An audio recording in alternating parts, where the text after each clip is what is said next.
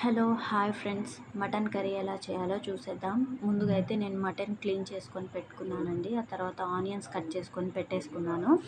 తర్వాత ఈ మసాలా అనేది ప్రిపేర్ చేసేసానండి.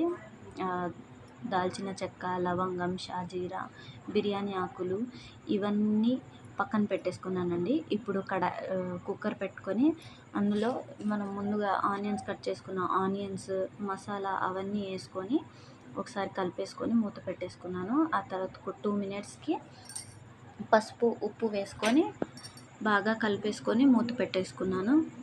ఆనియన్స్ అనేది బాగా కుక్ అయ్యాక అల్లం వెల్లుల్లి పేస్ట్ వేసుకొని అప్పుడే మటన్ పీసెస్ అనేవి వేసేసుకొని బాగా కలిపేసుకొని మూత పెట్టేశాను. ఒక 2 మినిట్స్ తర్వాత అందులో టొమాటో వేసుకొని ధనియాల పౌడర్, గరం మసాలా వేసుకొని మూత పెట్టేసుకోవాలండి. ఒక 5 మినిట్స్కి మీ టేస్ట్కి తగ్గ కారం వేసుకొని బాగా ముక్కలకి పట్టేలాగా కలిపేసుకొని మూత పెట్టేసుకోండి. 2 మినిట్స్ తర్వాత ముక్కలు మునిగేంత వరకు వాటర్ వేసుకొని కుక్కర్ మూత పెట్టేసుకోవాలి.